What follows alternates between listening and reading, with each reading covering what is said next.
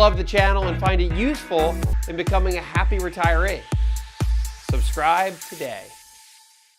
Frankly, there's a lot to talk about because we had a Dow Jones drop 1,413 points this week. That's 5.7%. So a lot swirling in the world that you and I live in, particularly on from an investment standpoint. Standard & Poor's dropped another 6%.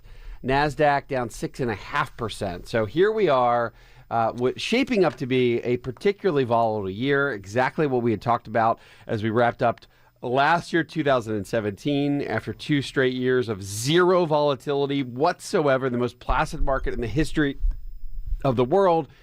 And we knew that that could not last, and that is exactly what's happening this year, 2018. Just a tremendous amount of volatility. Whether it's coming from Washington or it has to do with a big technology company or has something to do with interest rates of the Federal Reserve, those are all of the culprits, if you will, for this week's massive drop. Here we are on the year now for the Dow, down almost 5% for 2018. The S&P 500 is down over 3% for 2018. So there's a lot of cross currents that are happening, and what was seemingly, let's call this, a little bit of turbulence in Washington has turned out to be really a roller coaster, and it's exactly what is. It is a significant factor in what the market is looking at right now in 2018. We had a giant start to the year, up 8% on the year at one point, almost a runaway train in January. And then then February got here, the very end of that month, the wheels came off that train. And we went into a full 10, really a 12.5% correction at one point during February. Then we rallied back as if everything was fine, nothing had ever happened. And now we're back very close to that correction type mode. The Dow, in fact, down in correction mode. The S&P 500 is very close to that. So here we are. Welcome to America. Welcome to Wall Street. Welcome to investing. This is what happens in a normal context, in a normal environment. It doesn't feel good. But then remember, hey, it takes some pain to get through the marathon that gets you to a 10% return per year, which is exactly what the market has done for you.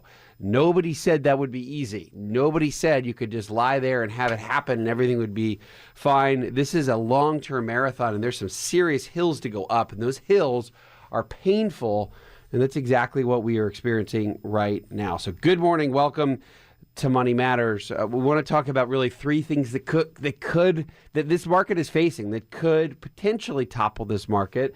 And I'm not here to fear monger and grandstand like the financial news channels, because I don't think that we're in that trajectory. But there are a couple really important issues that we do need to address, and that's what we want to do today. There's a lot going on. There's a lot of issues that the market is having serious indigestion about. And I wanted to talk about those very important factors today. There's 3 of them that I want to keeping an eye on, and I want to discuss today to see if they are truly daggers that will bring this market down or not. Here we were at the last 2 years, 2016, 2017, straight up like an escalator, slowly moving higher. Beautiful, wonderful market, made it seem easy.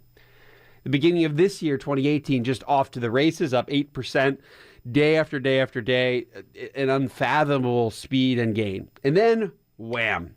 Soon as we had a whiff of inflation.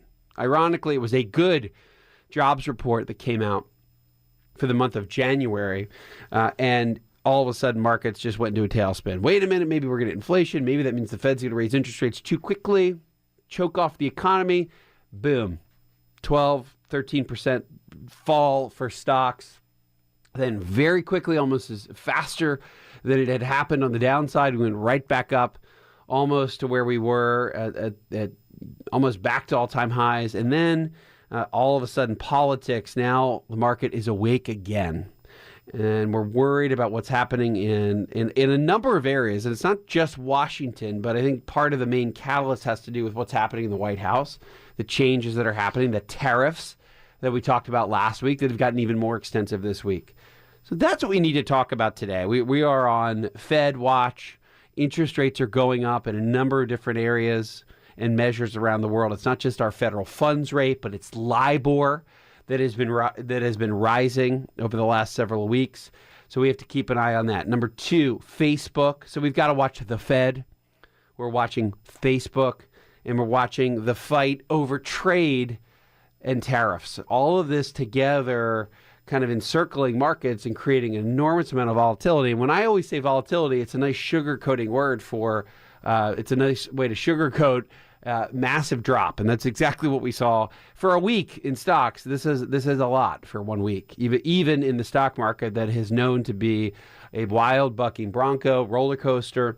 And that's what we have our eye on today. So you've tuned into Money Matters. We're going to talk that through. Hi, I'm Wes Moss, and thanks for taking a minute to hear about what's so different about my new book, You Can Retire Sooner Than You Think. So unlike other retirement books, this book will give you a step-by-step guide, whether you're in your 20s or 30s or 40s or 50s, to learn from what these successful and happy retirees did to get there. I hope you enjoy the book, but more importantly, I know that it'll help you retire sooner than you think.